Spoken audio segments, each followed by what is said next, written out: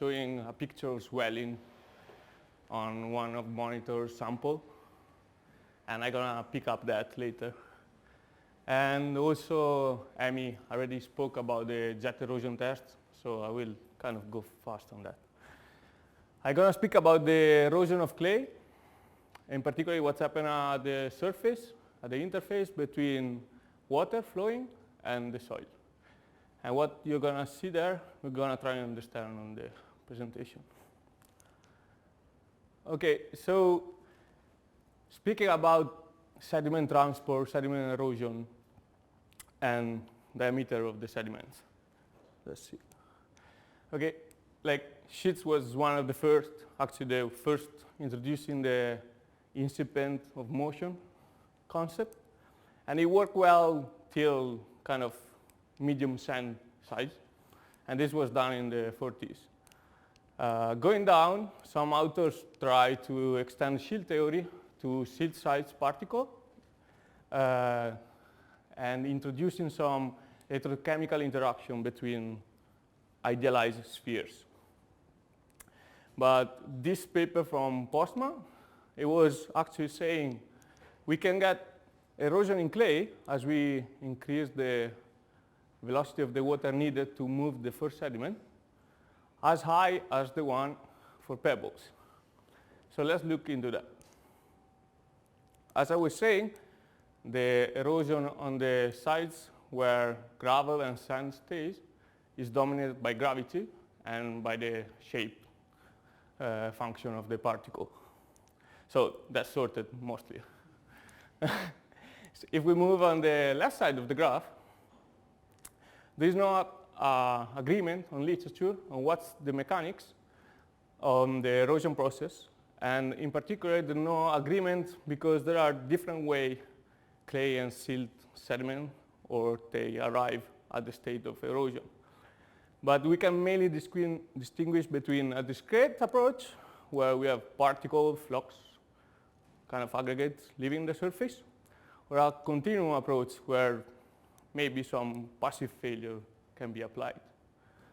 Okay, so I'm gonna try look into this at this interface. Let's see. Okay, so Amy has introduced already the jet erosion test. Is quite simple in concept, not so easy to interpret, I would say. Essentially, it's a jet that acts normally to the surface of the sample that is submerged underwater, and we apply shear stresses tangential to the surface. During this process in the literature, it's not really clear how it's set up, and I introduced this air drain because I think the buildup of air pressure during the wetting phase, especially if we consider the sample is 100 millimeter in height and in diameter, it might cause change in stresses that we don't want. It's going to introduce another variable. So we're going to keep like air pressure here at atmospheric pressure. And here you can just see like the erosion of one of the kaolinite sample. And yeah, I'm going to use kaolinite for all the presentation. So let's, okay. So moving ahead, I compacted two samples at the same dry density and two different water content. One close to optimum for kaolin, that is W32. And guess what, the water content? And the other one, W16. I'm going to keep those nomenclature for the presentation. And so, okay, these two. It's a bit slow. And so we need to say that you submerge the sample, and it's going to swelling due to the release of build-up suction during compaction. And in particular, we perform like the odometer free swelling curves. And what you can see here that a steady, the equilibrium at the end, as expected, the sample on the dry side is well more than the sample compacted at optimum. But in this phase, actually, is the sample compacted at optimum that swell more simply because it swell faster at the beginning than the other one. And the jet, no, okay. And the jet erosion test was performed 1 hour after the submersion of the sample, and that means scaling down the process, we are in this phase. We can also state that we are in this phase because we measured the swelling here on the jet erosion, and the swelling of the 32 was bigger than the swelling of the 16. Let's see if it goes. And yeah, and after we perform the erosion test. So some results. They are not so expected in the sense that we found that the sample compacted same density. The one had higher water content performed better than the one with higher suction at compaction. And this is counterintuitive also if you think about the density. I just said that sample 32 swelled more at the time of testing than sample 16. So it's actually looser than the sample with higher suction, initial suction. So and we don't really understand what's going on here.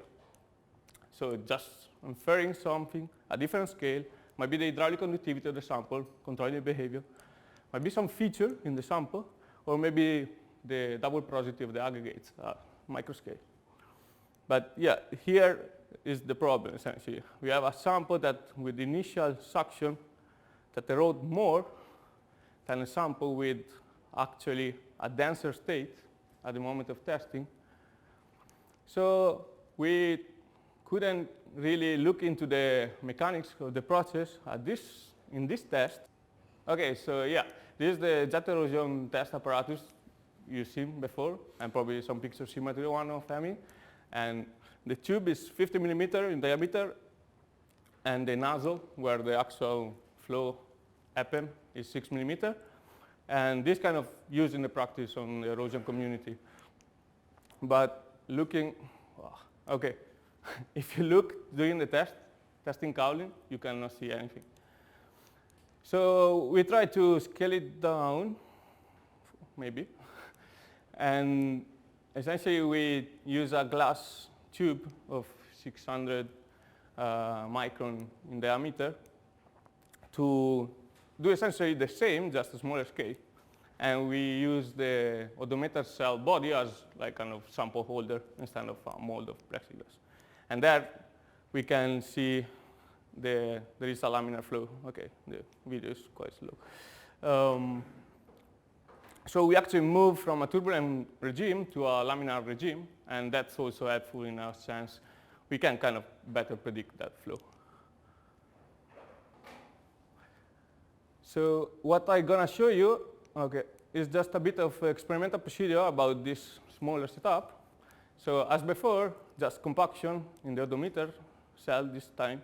And I'm going to compact the samples at the same water content as before, but just on the same stresses instead of the same density.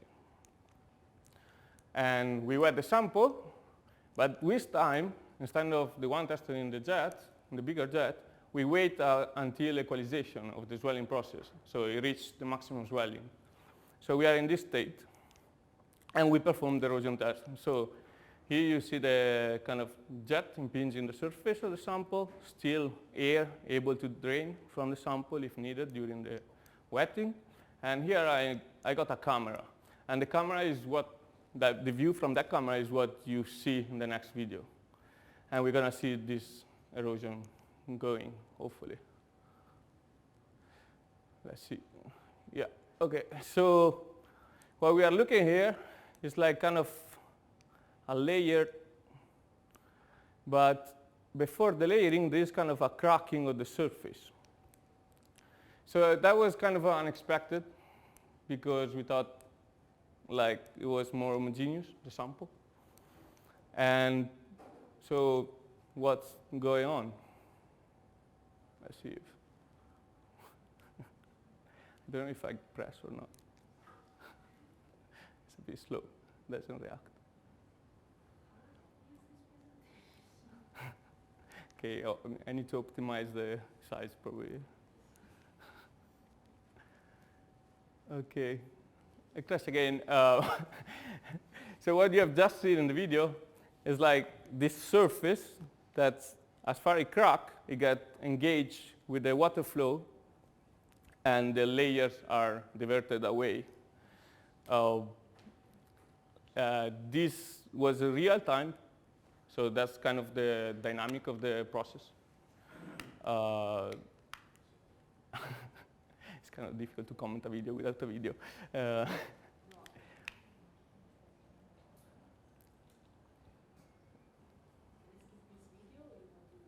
Maybe you can watch it again, or do you think it's gonna crash?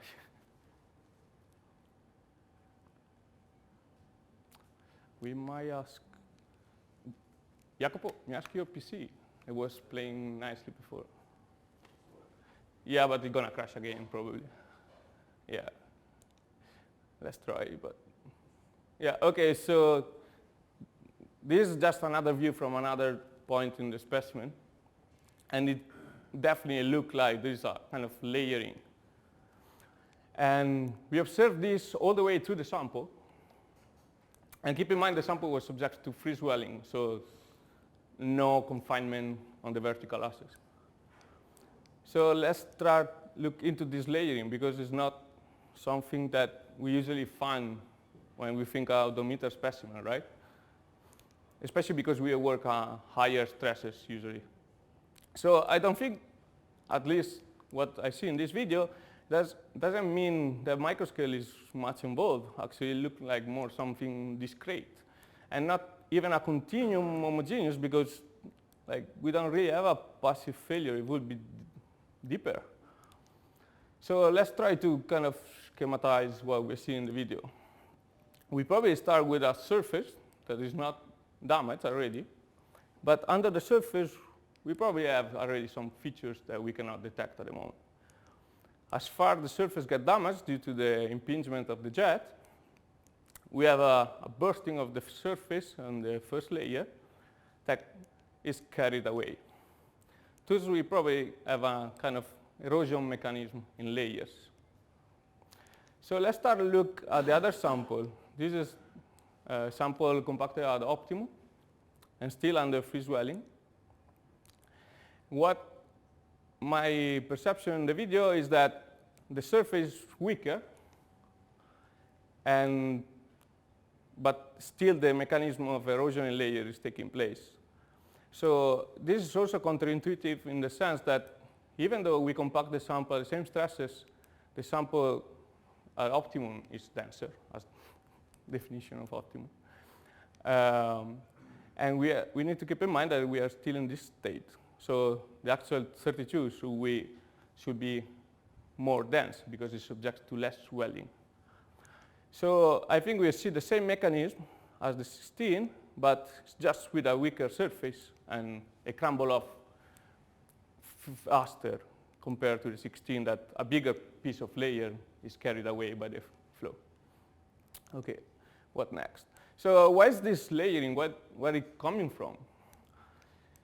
So we agree that the layering is there before the erosion probably,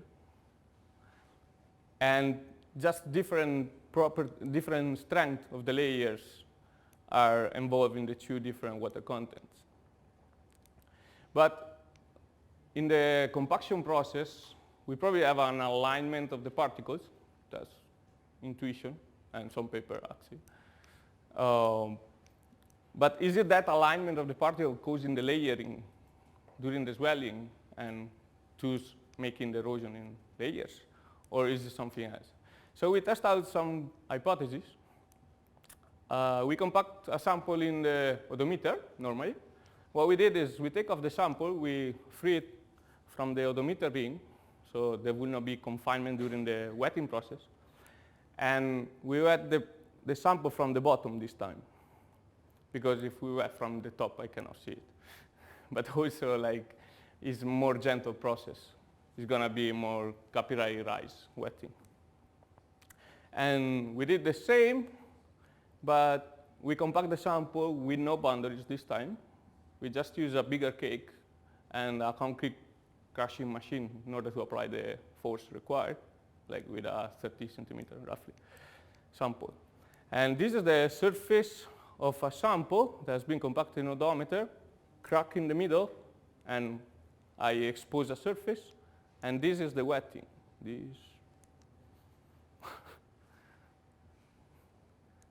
Okay, so yeah, this is what looks like the surface after the wetting. And in order to see if there was the confinement of the O-ring during the compaction, we tried this test, as I mentioned before, without confinement, but apparently the same crack developed during the wetting.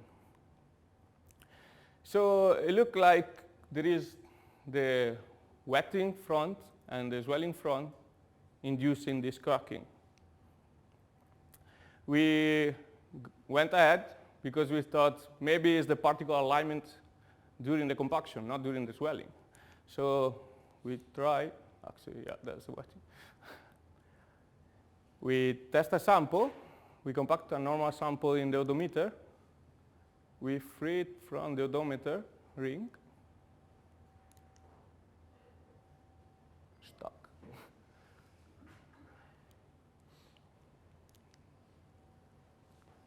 Okay, anyway, so I compact a sample, same exact way as the sample was here, but I take it out the odometer ring, I trim it, so I have like a portion of the sample, and I turn it 90 degrees. So that if any alignment during compaction will happen, I will have the alignment normally to the wetting front this time. Okay, so maybe. In the first case, there was the wetting front parallel to the particle alignment, and okay, this time just more videos.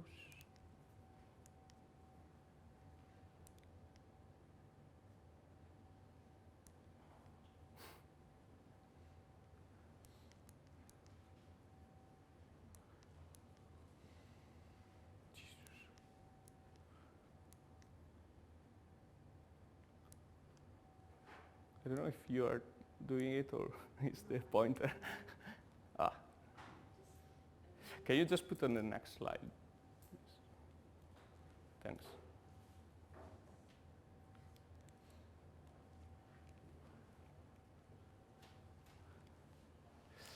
Okay, so wetting of the tube with confinement during compaction, with no confinement during compaction, but both wetted with no confinement. And this is the sample I was mentioning. So it has been compacted in a normal odometer, trim it, and this is what it looked like. I trim it to the same height as the final height just to avoid like any disturbance of the total stresses. But the same kind of induced crack, induced feature we observe in this sample. So, I don't know where I am. To summarize, what we observe in the two videos is kind of an erosion mechanism that is neither playing a particle scale in these specimens, neither continuous homogeneous, because it's definitely in layers. And maybe that can be treated as a continuum heterogeneous. We still have to digest that information. Thanks. Sorry for the interruption.